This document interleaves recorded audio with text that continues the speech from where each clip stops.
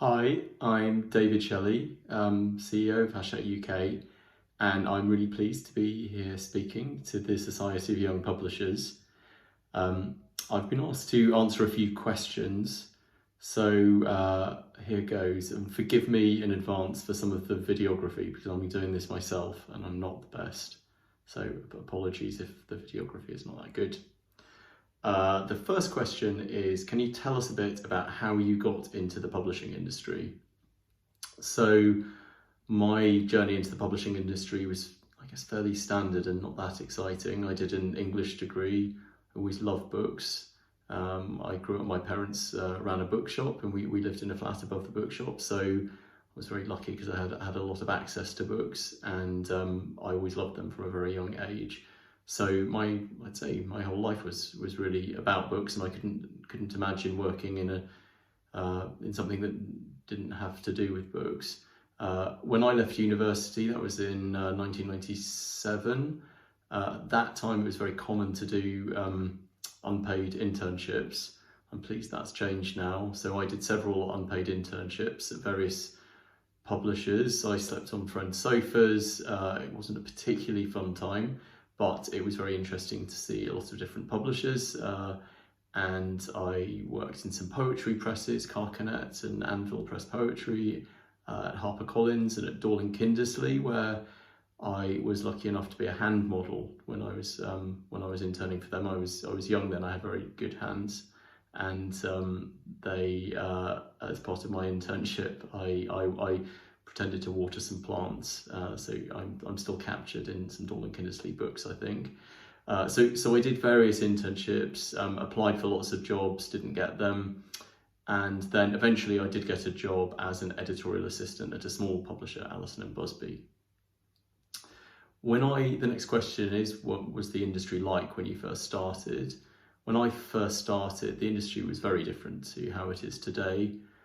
I would say the good bits about it were we had a lot of different routes to market in those days. So as well as Waterstones, there was Dillon's, large bookshop chain. There was Ottakers, a small and growing bookshop chain. There was Borders, a big American chain that had just come in the UK. There was Books, etc. All of those high street booksellers were around then. Each offered something different. Each liked different sorts of books. Each had different sorts of buyers. Some of them were very positive about small publishers, like Allison and Busby. Particularly, I remember Books, etc. was amazing, and Ottakers were amazing to small publishers. So that was great. In other ways, the industry was not nearly as, I guess, fair as it is now. There was, I think, a lot more nepotism that went on. It was very noticeable, I guess, how gendered the industry was. In particular, there would be certain departments that were very male and certain departments that were female. Although there's still a lot of inequality now, there is even more then. I think sort of some of the discrimination was a lot worse then. So there were a lot of elements that weren't good at all. But at the same time, it was an exciting industry to work in, and I enjoyed a lot about it. The next question is, can you talk to us about your experience being an SYP member in the early years of your career? What support did the SYP provide, and what events did you think were useful? So when I joined, the company I joined, Allison and Busby, there were, I think, 5 of us, and I was the only young person in the company. So it was quite lonely in a way. And actually the SYP was amazing because I met a lot of other young people in publishing, which I just wouldn't have done otherwise. I remember going to meetings that told me more about different parts of the industry, where there were some really inspiring speakers. But most of all, what I remember was the sort of friendship and solidarity. I think it is tough when you're starting out in any profession and you do feel quite alone. I remember that very vividly. And the SYP was really, really great like that. And I thought there was very welcoming atmosphere.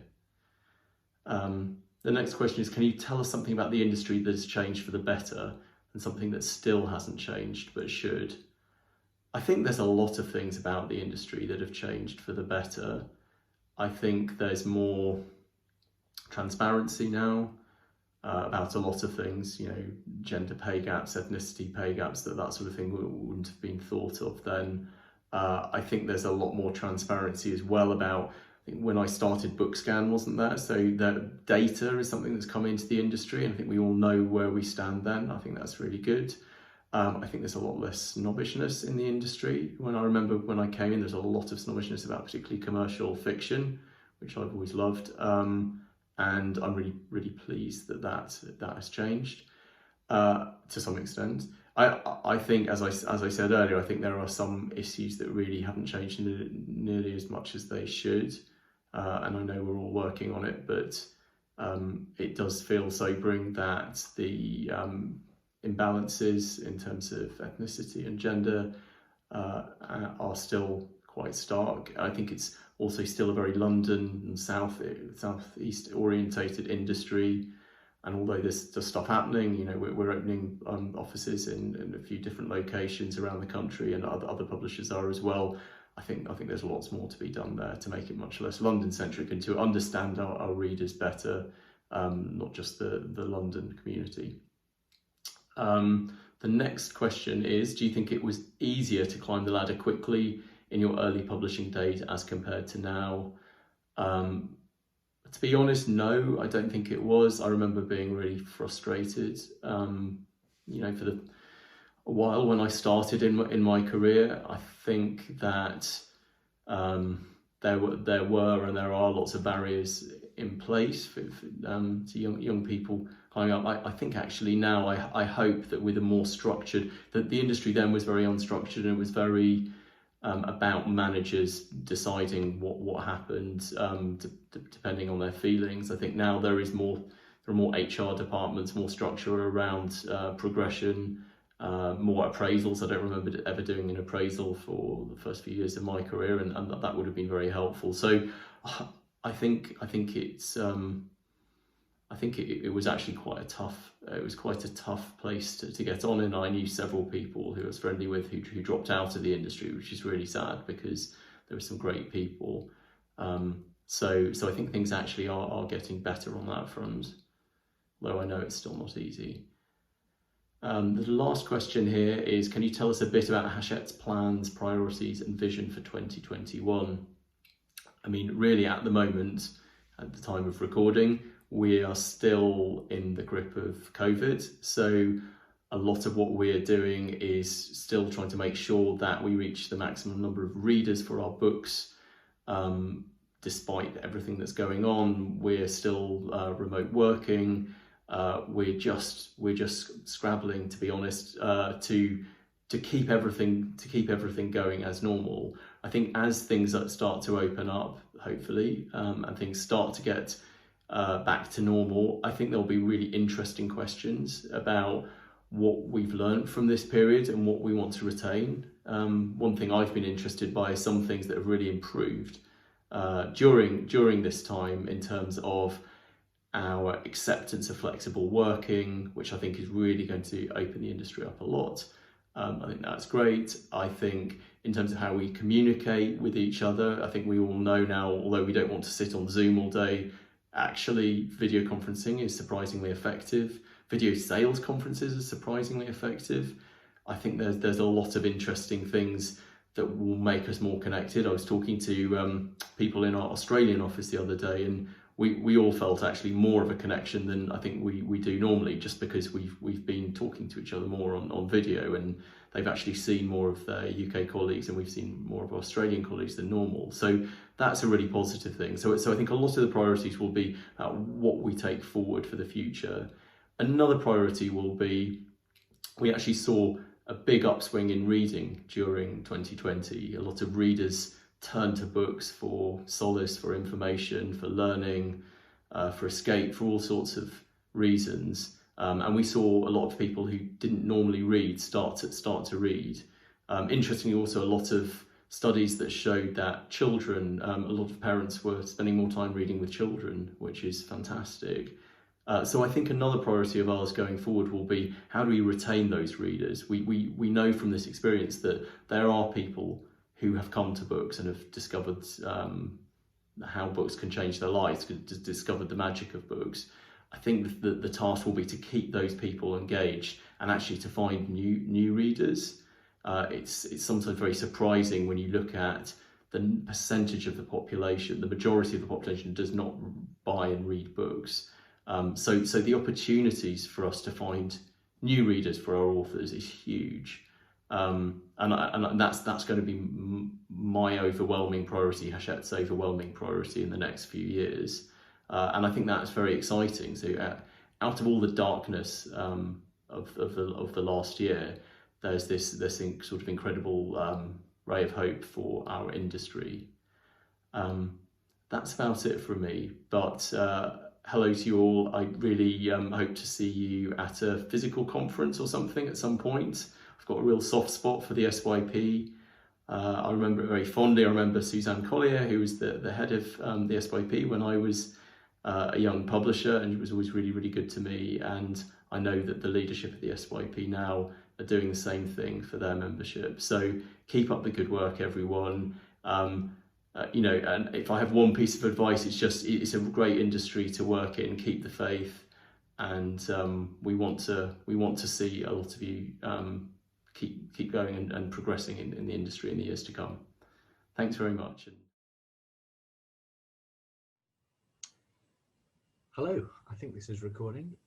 My name is Johnny Geller, and I'm the CEO of the Curtis Brown Group and a literary agent.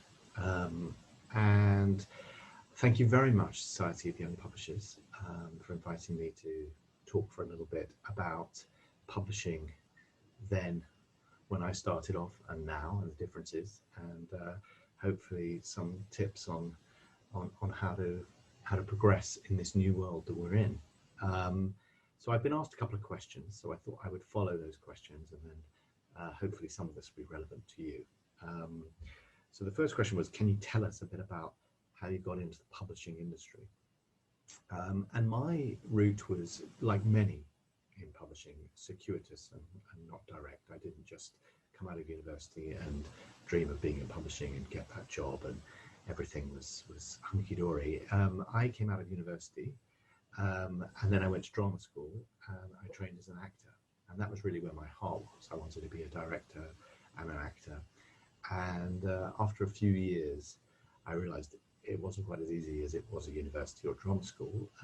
And I had a sort of midlife crisis at about 25, and realized that if I didn't do something, I would be sitting by the phone waiting for my agent to call.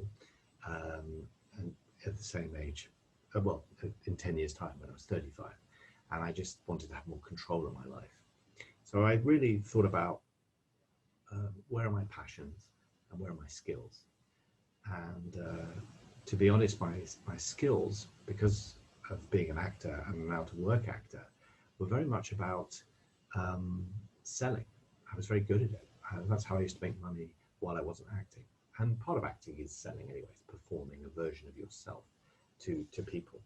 And I was doing door-to-door selling, telesales, all different kinds of stuff, which gave me a lot of experience. But I realized that my passion was always stories, whether it was in the theatre, on the film, or books. And I was an avid reader, like everyone else who's in publishing. So I just assumed that would probably be the best place for me to start. So I tried to get a job as a sales assistant at a bookshop and couldn't even get an interview. I tried to get into publishing, but didn't have any contacts. And I'd never really heard of agenting or literary agenting, especially. I'd heard of actors agents, but a literary agent sounded to me like a very odd job. And in fact, I only had one experience of a literary agent when I tried to adapt a novel into a play at university, and I had to track down a literary agent to ask permission, and they were pretty horrible. So I didn't really aspire to that career at all. I didn't know anything about it. But the fact was, I had little choice. I couldn't get into publishing or book selling, and so I just wrote letters and letters and letters. And then, through a really odd coincidence, I happened to have written a sitcom, and I wrote it and I sent it to a literary agent on the television side, and they called me in for a meeting, and they sort of said, look, this isn't quite good enough, but you know, you're not terrible. carry on writing. And when I was in the literary agency, which happens to be called Curtis Brown, I said, look, are there any jobs here? And the woman said no. But then I kept writing to her. And about 6 months later, she did say to me that there's an opening as an assistant on the book side, to be an assistant to the agent who looks after Winnie the Pooh, and at the time C.S. Lewis. Now, I had no great knowledge or love of children's books, and certainly wasn't an expert on A.A. Milne or C.S. Lewis, but I went for the interview and happily I got it. And the irony was, on the week that I said yes to the Curtis Brown job in 1993, I got an audition for a rep company and got that part. So I was really at a crossroads, but I decided that whatever happened with the part, I was going to give this thing a go, being in a literary agency. And that's what I did. I did the part, left that theatre and went on the Monday to Curtis Brown. And I did 2 years as an assistant. I worked with a couple of different people.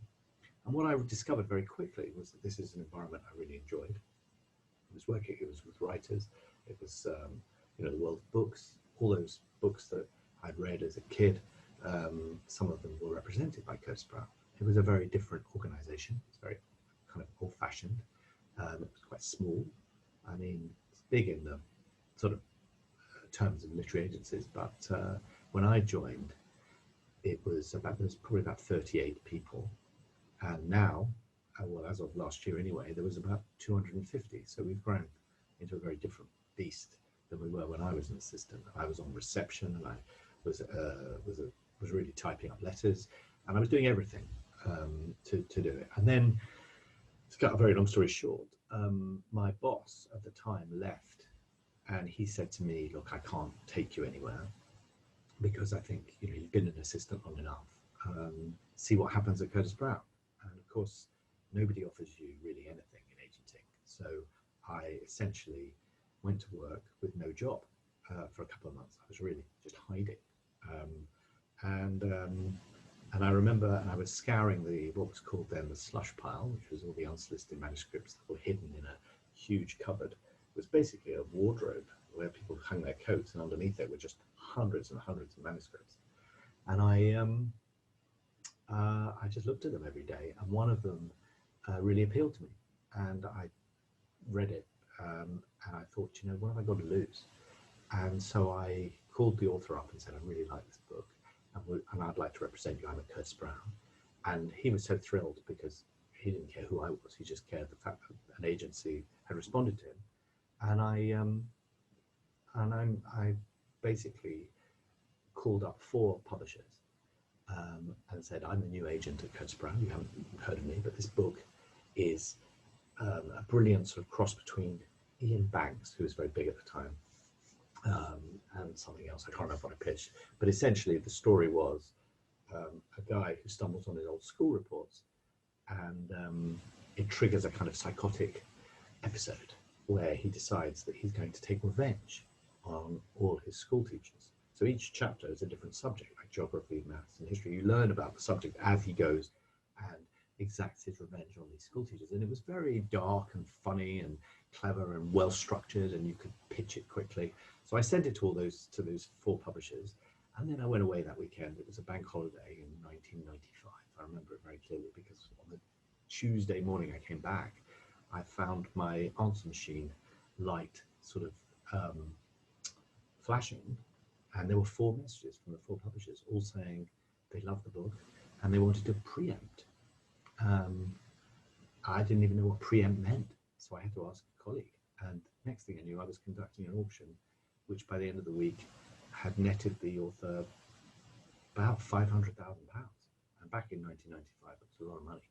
So I had a really exciting and extraordinary entry into this world.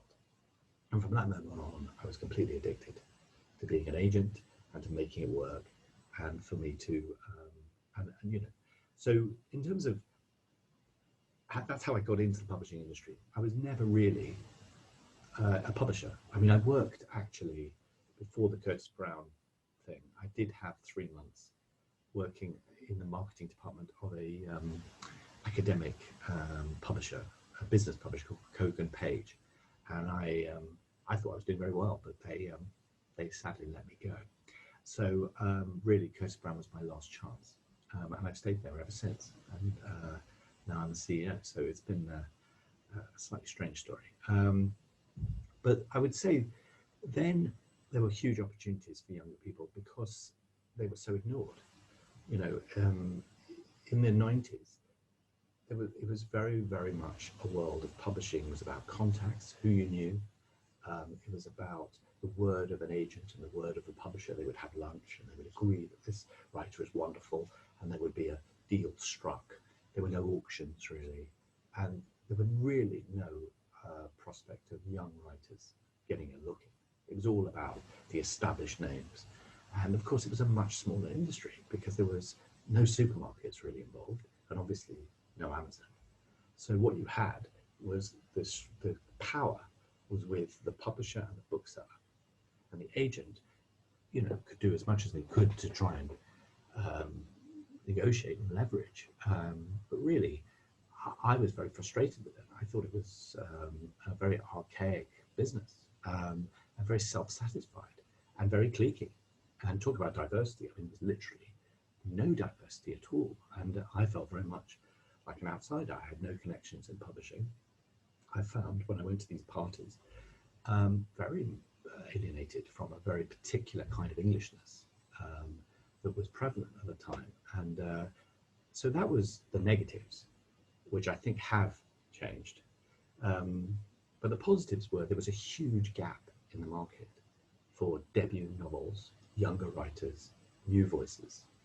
And at the time that I joined in 1995, a revolution happened in publishing, in British publishing, which was the net book agreement collapsed, which fixed prices, to be honest. The hardbacks suddenly shot down in price. And what happened was the supermarkets came in. And once the supermarkets come in, suddenly it becomes a mass industry. And therefore publishers start thinking about buying books differently. And I remember looking at the bookseller bestseller chart in 1996. And, you know, I think it was Marion Keyes, who was one of our first big successes, maybe 97. And her paperback was number one. And she had sold 7,000 copies. And we were all delighted. And then I remember 10 years later, 2007, maybe it was a bit later, after Amazon's and really the supermarkets dominated, and Waterstones was a bigger chain, she had a number one with 50,000 copies. So that sort of gave you an idea of what a different world it was.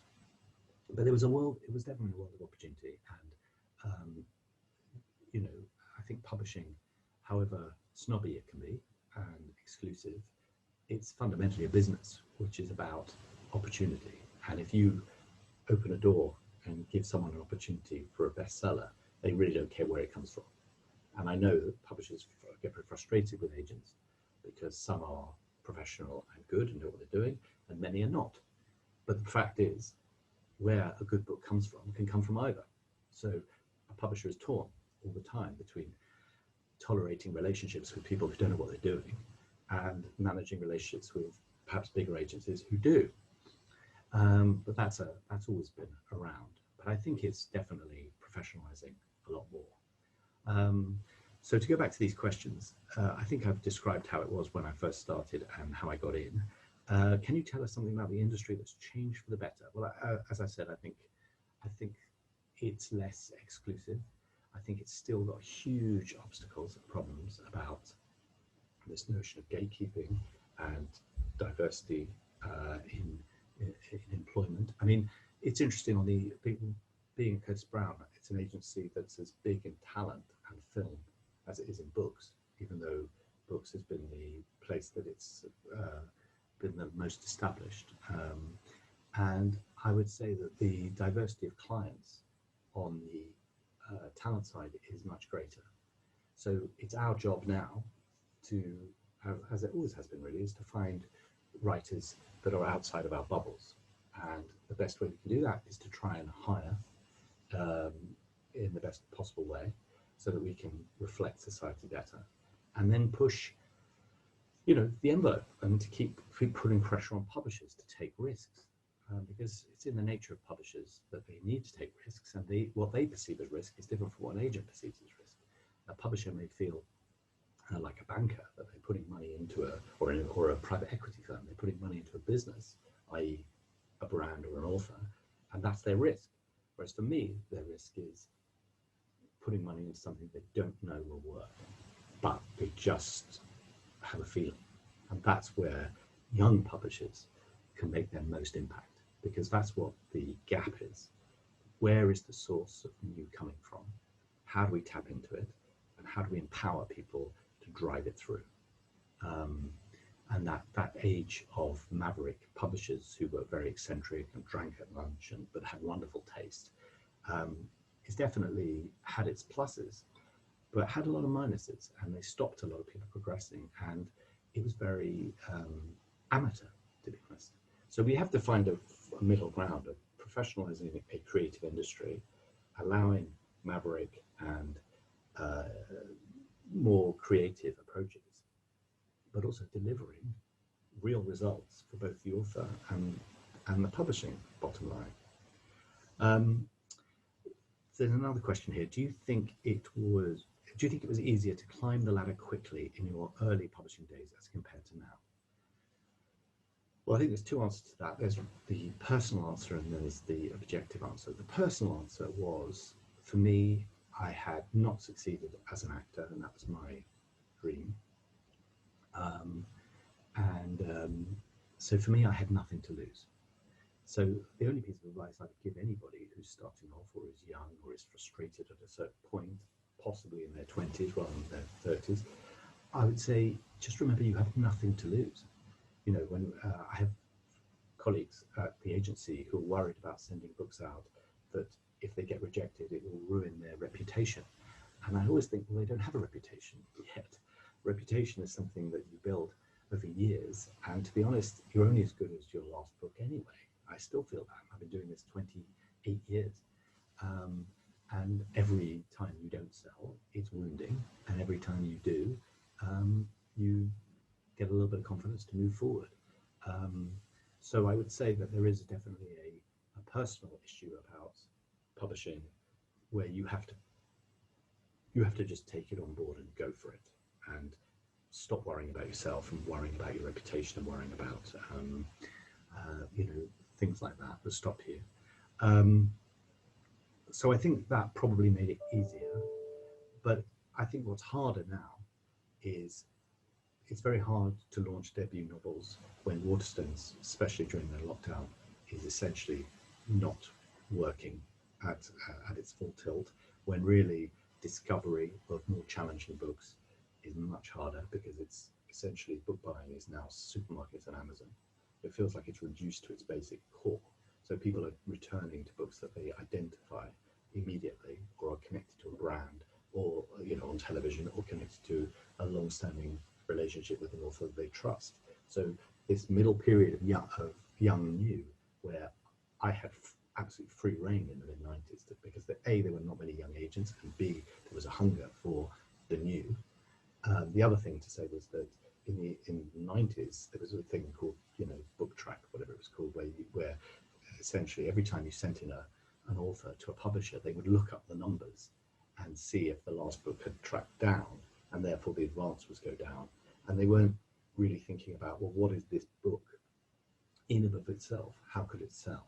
And that was actually pulling us back, and it was very difficult to manage that. Whereas now, I think if you have a book by an author who's written 6 so-so novels before, but it really hits, and it's brilliantly done, and it works, and it ticks the boxes that a publisher needs, all bets are off. You could have a real success with it. And that's actually very liberating and very good. So things have changed in that way. But in terms of, going back to the question, is it easier to climb the ladder? It's probably not easier now. It's not easier. It's easier in some sense that people are woken up to, they need a new approach to how they recruit, how they acquire, and how they build their culture. So I think there are opportunities, and which is great. I think that, but on the other hand, publishing has contracted. There are fewer big publishers, obviously, and as we know, PRH is about to buy Simon & Schuster, so it's going to get even smaller. And we know that the funnel of distribution is also narrowing. That Waterstones, as I said, is sort of in transition, and really Amazon has taken up all the market during the pandemic, and it'll be interesting to see what happens coming out of it. Can you tell us a bit about Curtis Brown plans, priorities and vision for 2021? Well, I think the vision for 2020 was to survive, to be honest, and I'm pleased to say that we did, and we thrived in certain places, because we took a view very quickly that we needed to stop spending money and keep jobs, but we needed to do it through furloughs and deferments, payments, and just being a bit careful, because we didn't know how the second half of the year would be. But luckily, our authors have performed incredibly well, with the top flight ones, and we've managed to keep selling books. And as you know from the other side, publishing has also thrived. Its costs have plummeted. Amazon swallowed a lot of the business, but at perfectly decent rates for the publishers, so they've made more profit. So that's good for the health of the industry. So for Curtis Brown, we're a full sort of agency. The idea of a big agency is that if someone comes in with talent, that you could then essentially, whatever platform they want, you should be able to do for them. And obviously, as I'm a book agent, I start with a book and book ideas, but sometimes for some writers or creators, it's better that they go with a podcast first, or that they go for television first, and that books aren't necessarily the primary mover. So the agency is going to continue to expand in that way. I think we have had really interesting conversations about our culture and about how we work together and how we hire and what our place is. For me, I mean, being in the literary agent, I feel I'm at the very center of publishing, even though I don't press the button on print and don't have the relationship with the bookseller. But we do have relationships with the key retailers anyway. They come to us because they want to hear what the authors want, and they also, sometimes we can be a useful help with the publisher about when things go out of stock and availability issues and all that stuff. So I feel that an agent is absolutely central. I mean, I don't think we've always had a good reputation, or the word agent is necessarily something people aspire to, and I feel that's a great shame, because we're there at every stage of the process, and but it's very much behind the scenes. So I think that Curtis Brown will continue to try and represent books and authors with platform, with I suppose with scale. That's probably what we look for. And that can be a very, very quiet novel that potentially just might resonate, or it could be a celebrity who's written a memoir, or it could be a commercial novelist, or whatever it is. But I think we probably are attracted to those that will have potential in other territories, in other formats, in other media, and continue to work with publishers. So I'm not sure whether this has been useful or not, but I hope it has in some way. And thank you very much for inviting me. And I hope that all of you will work with Curtis Brown agents, and maybe some of you might even move over to the dark side at some point and see what it's like, because it's fascinating as an overview of the world of television, film, and of course books, to be an agent, and to actually, I think it's very important. We should do more job swaps, to be honest. I think people, maybe agents, should understand some of what publishers have to go through, and I think publishers should also understand what it's like to represent someone and to be along the ride for their entire career. Okay, I'm going to try and now press stop on this, and thank you very much. Bye now. Hi, my name's Meryl Hulls. I'm Managing Director of the Booksellers Association. I've been asked to see how I first got into the industry. Well, I started a very long time ago at the Booksellers Association, but my first job in the book trade was actually working in a bookshop in the small town in Scotland where I grew up. It was called Cover to Cover, and I remember going down one Saturday afternoon, I think, or possibly after school one day, to ask if they had any Saturday jobs. And for some reason, probably because I looked very studious and bookish, I was asked to come back and start as a Saturday girl. So I worked there, I think certainly through my high school years, and then also when I was a student, I used to come back and work on Saturdays and through the holidays. So I have been a bookseller in real life, and that was obviously born of a passion for books. I was a bookworm and a book lover from my earliest memories are all revolve around books. So when I came to London, I came down thinking I wanted to work in publishing. I saw an advert for a job as a conference assistant at the Booksellers Association about a year after I arrived, which I applied for. It looked like the perfect job for me, and I got it. So that was a very long time ago, and I worked as a conference assistant for a number of years when the conference used to last a week, and we had 700 people to annual dinners across the country. So it was a very different industry, but it was a great place to work. I mean, obviously I'm still there all these years later, so I would say that, wouldn't I? But it's just given me the most fantastic overview of the industry. So it's been a great journey. I have done various jobs at the BA over the years, and in 2018 I was appointed managing director of the BA, which was a huge accolade and it's a huge privilege. I mean, I consider independent booksellers, high street booksellers, to be the best people. They're just incredibly hardworking and fun and clever and smart and witty and self-effacing and knowledgeable and charming. So it's my dream job, really. But that's how I got started in the industry, from bookseller to BA MD. What was the industry like when I first started? It was, I would say, it was bigger. There were very many more bookshops on the high street. There were regional chains.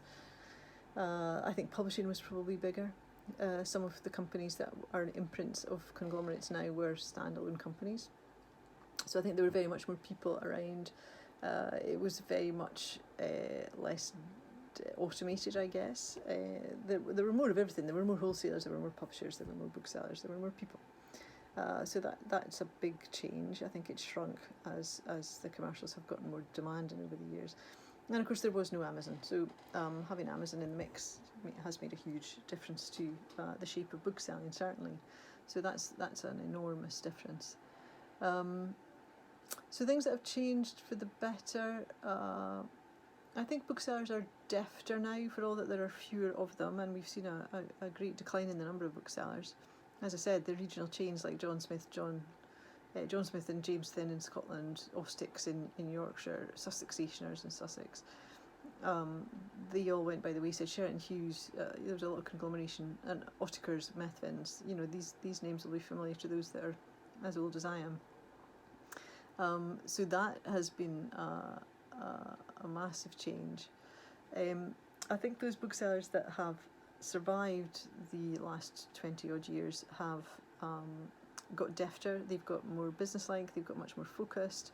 So I think the high street bookselling sector is incredibly entrepreneurial, deft, creative.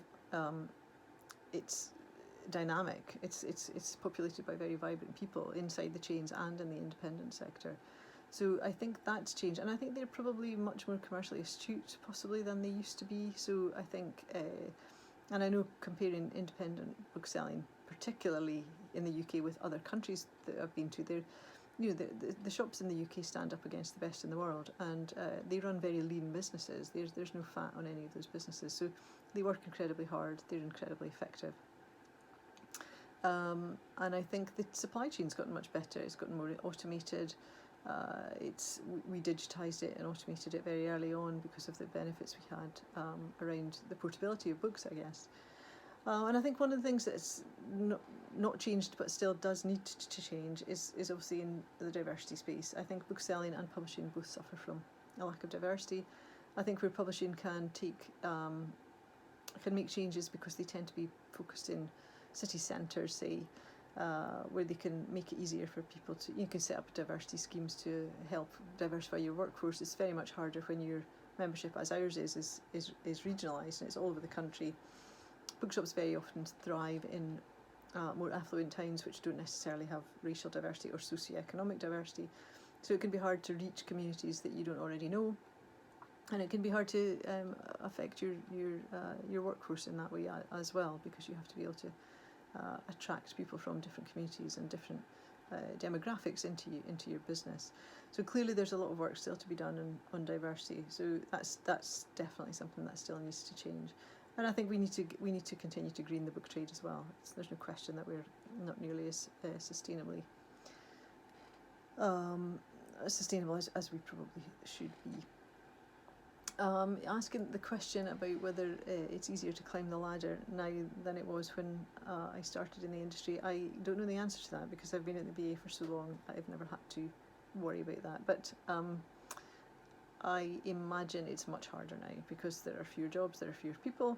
It's all very much more lean, and I can only imagine that it's extremely hard. I know my daughter's 24, and I know she has a job. She's got a great job at King's College London, but it's hard for people in that generation to certainly break into book trade. I mean, it always has been. There's nothing new, but I think there are probably fewer opportunities now than there were. So I feel for young publishers and people who want to try and break into the industry now, because it's people tend to stick around, and that's the other thing, because it's a passion project. They come into books because they love books and they don't tend to leave. So that I think it's probably harder now.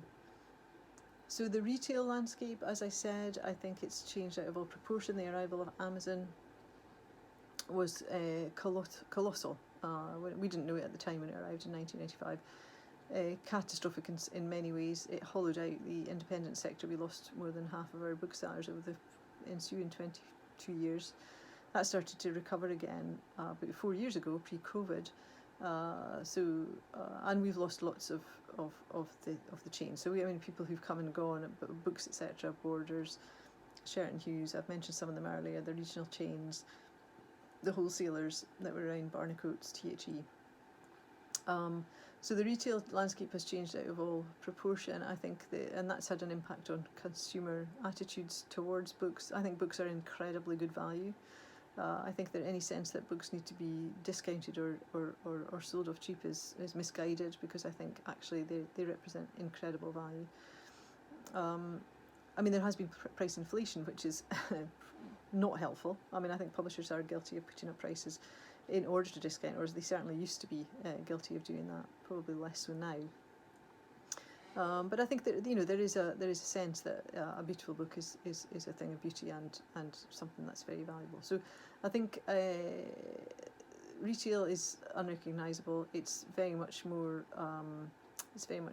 tightly run. It's very much leaner. There are far fewer bookshops. We have large swathes of the country where there aren't any bookshops, which is not great. Luckily we've got W.H. Smith across the country really who are selling books, and they're one of our biggest members, obviously. And Waterstone's crucial to the high street. Blackwell's fighting all the time as a middle-sized chain and doing a fantastic job migrating from campus situation to high street situation, but it's tough. It's a low margin business, and you have to be pretty robust to survive it. So I would say the retail landscape is populated by very tough booksellers who are survivors and entrepreneurs and very creative people. So the BA's plans and priorities for 2021. Obviously this year is going to be about survival for the high street bookselling sector. We fight relentlessly on behalf of it. We advocate for bookselling at all times. We talk to the government constantly about what bookselling adds to the ecosystem, what adds to the high street, what it adds to our cultural life and our social life as citizens, really, and how important and disproportionately important bookselling is. We talk to the trade about that. We talk to publishers all the time about the role that bookselling plays in breaking new authors, in building a community. And I think over the course of COVID, it's worried us that Amazon have mopped up on the sales side, but when high streets have reopened, every time we've had a lockdown and they've reopened, we have it's revealed the pent-up demand that exists amongst book lovers who want to shop on the high street. They want to shop from their bookseller. They don't want to have a faceless transaction. They want to have a relationship. So we will continue to fight for all of those, to illustrate all of those benefits to the government, to the media, to the trade, to consumers, and we'll continue to push our pro-bookshop campaigns with our sister organisations at Batch and National Book Tokens as well. So that's so really we want to make sure that we've got as many booksellers as possible prevailing through the course of 2021. We'll also be returning to some of our priorities that got blown, of course, by COVID, which includes sustainability and diversity in bookselling, and also professional development and supply chain improvements. Actually, we want to continue to push for all of that and make sure that bookselling is served by the most efficient system that we can possibly do. So, you know, it's really important that we talk to publishers, to young publishers at the start of their careers, and to those at the top of the tree now, and everyone in between, because it's a very symbiotic relationship that we have between booksellers and publishers. So I would encourage you to always hold in your mind how important bookshops are to the ecosystem. And good luck in your careers as young publishers. You're going to be the leaders of the future. So it's lovely to be with you today. Thank you very much. Hello, everybody.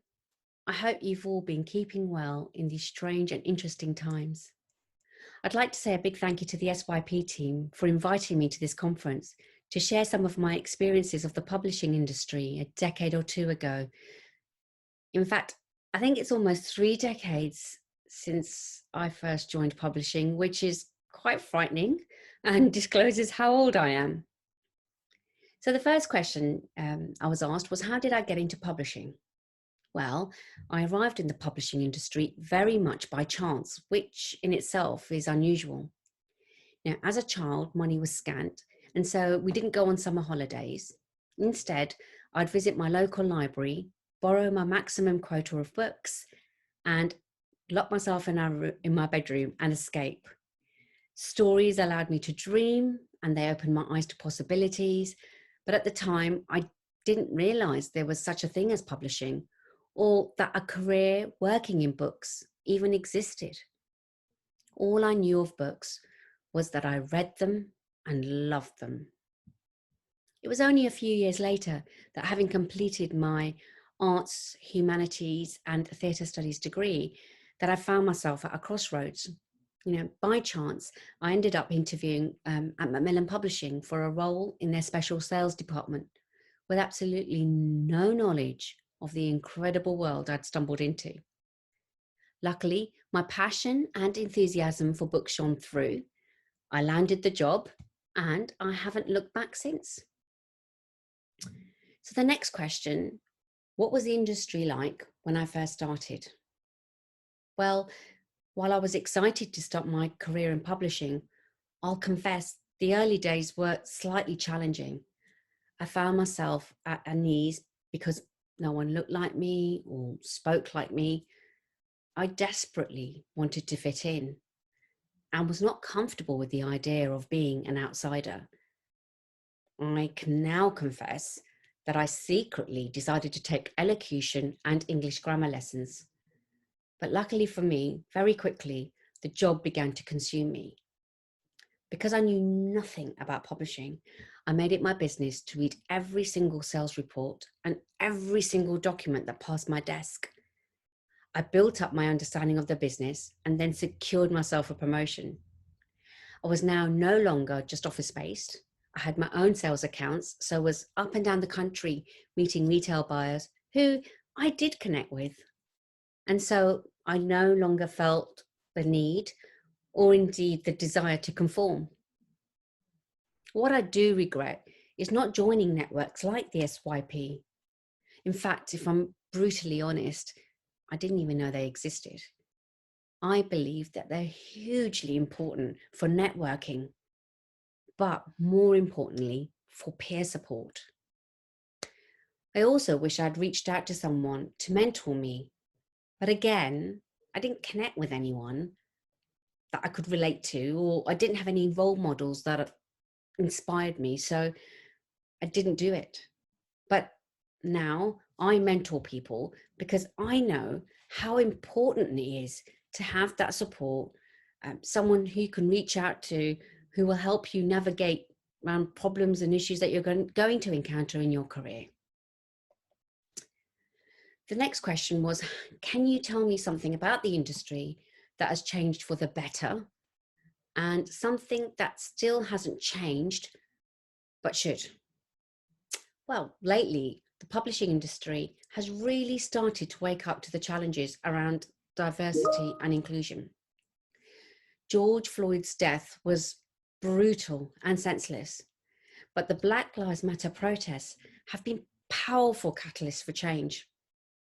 In the last year, I've noticed that truly meaningful conversations are taking place now, and it's up to us now as an industry to make them worthwhile.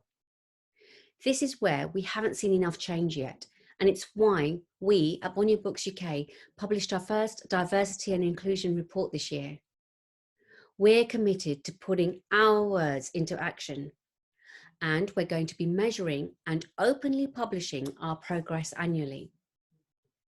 We don't see diversity and action as a lever for competition, and would like to encourage more open conversation and debate across the industry. Do you think it was easier to climb the ladder quickly in your early publishing days as compared to now, is the next question. Well, I arrived in publishing by chance through a sales role, and I don't think that would happen quite the same way now. You know, while I worked incredibly hard to get to where I am today, I'm also grateful for the opportunities I was given along the way. What I can say is that the playing field is not level, and this is why, as an employer, we're committed to positive action. As part of our diversity and inclusion work, we've signed up to the BBC's Creative Allyship Initiative. They've got a brilliant free tool on their website called the Ally Track. You build your player to take part in a race, and the idea is that the first time you play, you build a player that is similar to yourself, and then the second time you build a player with an identity that you want to better understand. It's such a simple but very powerful way of building understanding of a person's advantages or indeed disadvantages in life, and how that can affect their access to career opportunities. Finally, can you tell us a bit about Bonnier's plans, priorities, and vision for 2021? We're cautiously, optimistically planning for a return to the office later this year in a new central London location, which I am so excited about. Although I am biased, I am so proud of the culture we've built at Bonnier Books UK. And I'm looking forward to being back in that buzzy, creative working environment and bouncing off the energy of my wonderful colleagues. I've spent quite a lot of time today talking about diversity and inclusion and our action plan. And that is a real area of focus for us. Our teams will be reporting this monthly in the same way that they report on their sales. There is so much work to do in this area, and I'm really, really looking forward to driving our plan forward in the months and years to come. Once again, I'd like to thank the SYP for having me here today. I hope you found my answers interesting and insightful. And I'd like to take this opportunity to wish you all huge success in your careers and look forward to meeting some of you at some point in the future. Take care and look after yourselves. Goodbye. Hi there, I'm Stephen Page, and I'm the Chief Executive of Faber and Faber. So I want to talk a little bit about what the industry was like when I joined. So I joined in 1987 as a bookseller. I'd actually moved to London from the Midlands, where I grew up, with a rock and roll band. I wanted to be a rock star. I played the drums with a bunch of mates from the Midlands, and we came and lived in London, but we had no way of paying the rent. So I got a job in a bookshop, and the bookshop was in Croydon in the Whitgift Centre. And I worked there for over a year as a bookseller. And it was a brilliant first training, really, into some of the mechanics and economics of the book trade. And also, I suppose, I discovered in that time my deep vocation, my love of reading and of books. I didn't read very much as a teenager or as a child. In fact, I threw a ball and played the drums much more than I read anything. And I went to university in Bristol and studied history. So literature came quite late for me. You know, I really only started reading seriously after I left university, so in my early 20s. And so, you know, working in a bookshop was one of the big catalysts to that. I then wrote dozens and dozens of letters to publishers saying, please give me a job. And this was the time, I suppose, of big bookshop expansion. So getting a job in a bookshop was relatively straightforward. But publishing had the same characteristics then as I think it has today, that it's quite hard to get in. But once you're in, you have a better chance of progressing, I suppose. So I did get a job. I got 2 interviews, one as a sales rep for an academic publisher, and the other to work as a marketing executive at Longman in Harlow Town.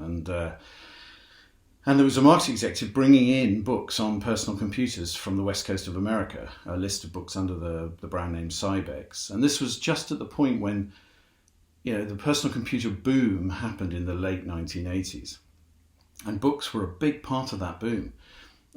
These sort of textbooks on how to use a computer, how to program, took off in a big way for the book trade. And I just happened to get a job at that time. As you can imagine, I knew very little about that before I walked into the interview, but you know, I learned enough through phone calls to people to arm myself with enough knowledge to say, I think I can make this list successful.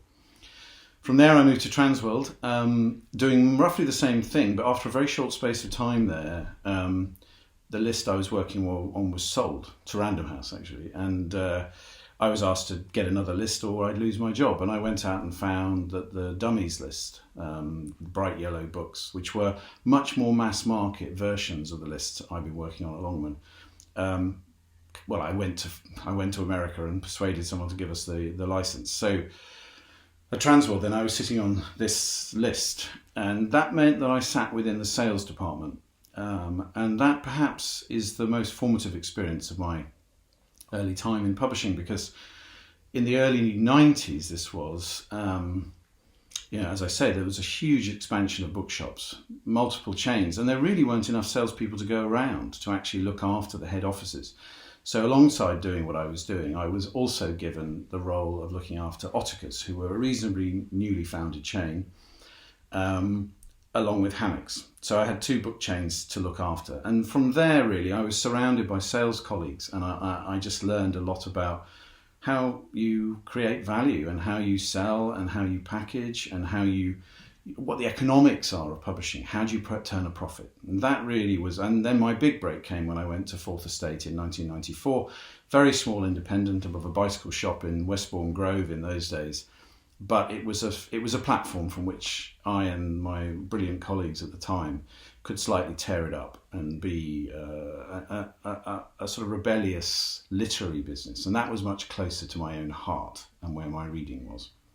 So that's kind of how I got into the industry. And one thing to say about that is also that I never thought a career in sales would be the right thing for me. I presumed I'd move into editorial, but I was completely wrong. And the sales route has been such a fascinating bedrock for my career. And I also love the people in sales. And there's a you know, they're the extroverts of the industry, but they're also people who read very widely, figure out how to turn that into a pitch that will get booksellers and others to put their books on the shelves. And they're the heartbeat, really, of many a publishing company. What was the industry like when I first started? Well, again, I think there are caricatures of the industry being a bit sort of pooterish or something, and this isn't fair. You know, the places I worked, Longman and Transworld, and then through to Fourth Estate, were, you know, very, very slick machines. Transworld particularly was like sort of Procter & Gamble for books, marketing centred, with brilliant editors, a great sort of smooth pipeline. In fact, the processes that were in at Transworld, I put in at Fourth Estate, and I put in again at Faber. Had to use some of them when I was at HarperCollins briefly in between the two. So I think it would be wrong to think of the industry as sort of unprofessional or as somehow amateurish in the past. That's more a thing of the sort of 50s and 60s, where it was more a sort of bit more like that. And yet, of course, there were big gaps. I think probably it was even less diverse than it is now. I think the enormous explosion of bookshops and sort of market, and the netbook agreement was in place. There was no Amazon, there was no digital formats, and these sort of made for a very solid, stable, but slightly conservative industry, I would say. And really, the letting go of the netbook agreement in 97, the arrival of Amazon in 97, the arrival of ebooks, a decade and a bit later, these things have completely opened up the industry to be much more of an entertainment and mass market industry, alongside still retaining a very, very strong independent sector. So I think I would characterise it as a more disciplined industry, more professional, if you like. But I think the things that need to be remembered is at the heart of the industry lie taste, people relationships, and those things have not changed at all.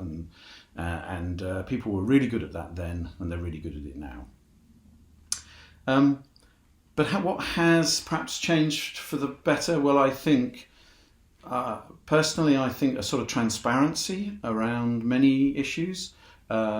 Certainly, publishers need to communicate very, very clearly with both agents and authors.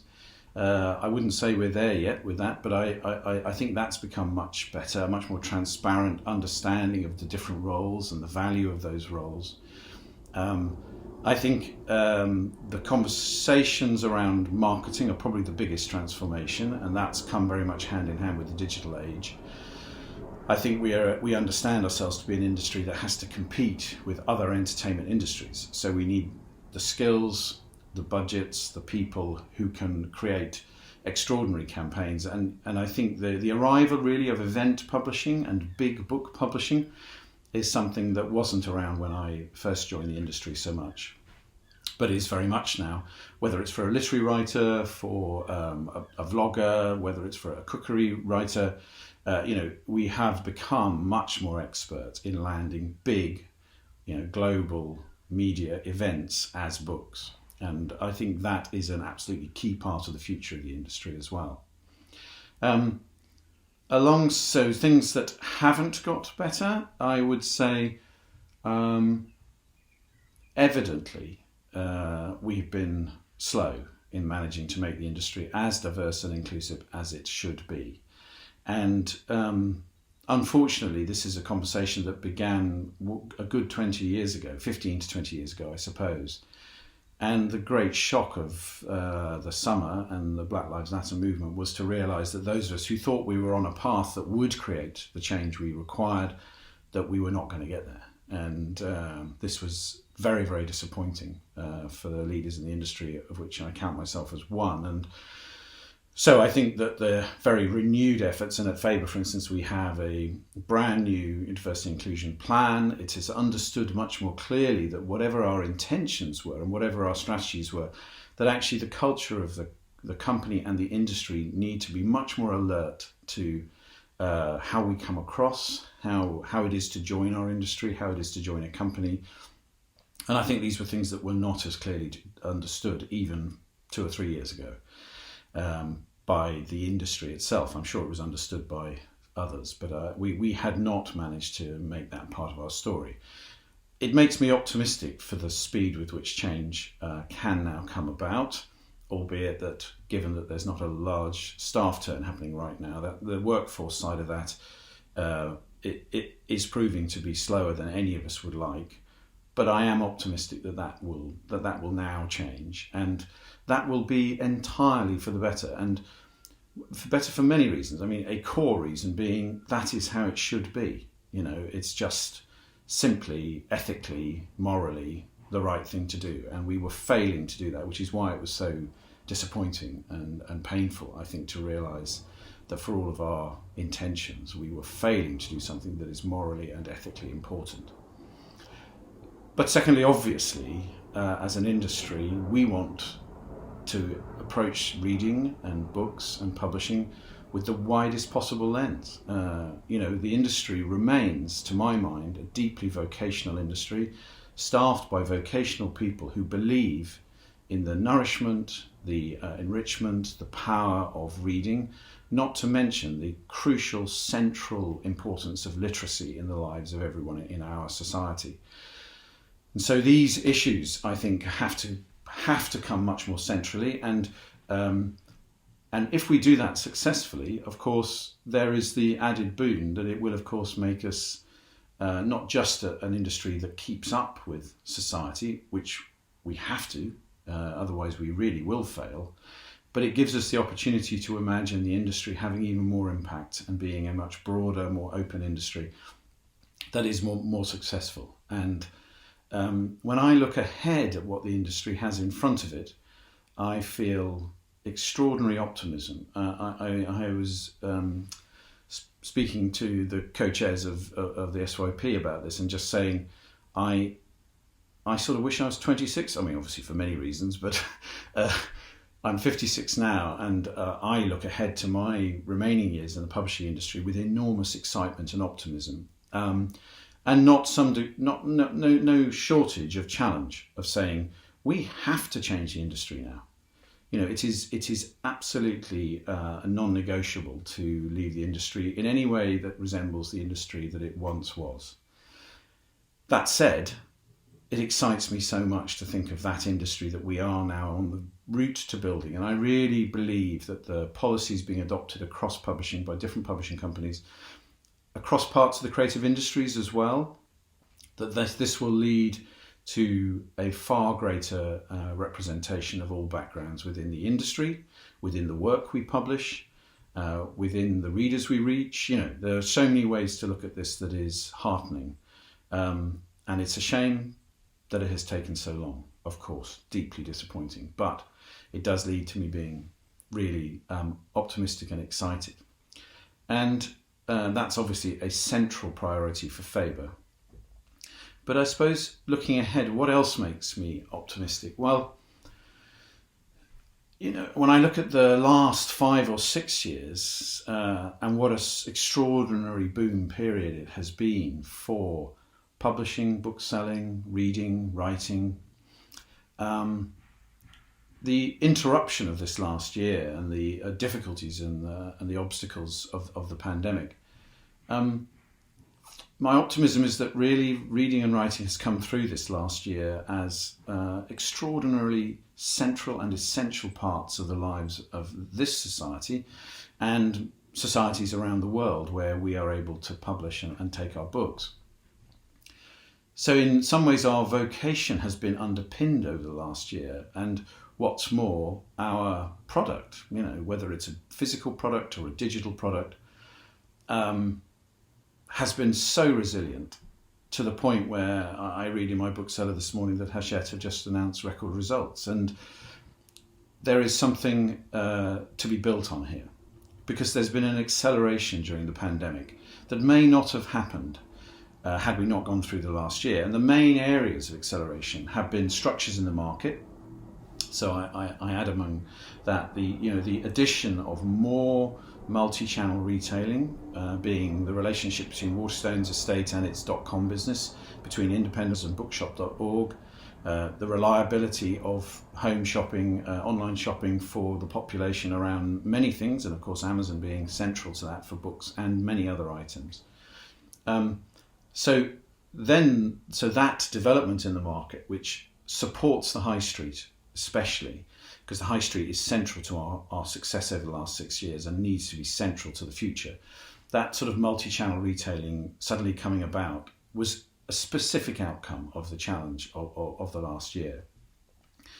But alongside that, obviously driving demand online and driving demand in a way that links up with the ecology of bookselling, that has taken a big leap forward too. And at Faber over the summer, we really turned ourselves into a broadcaster.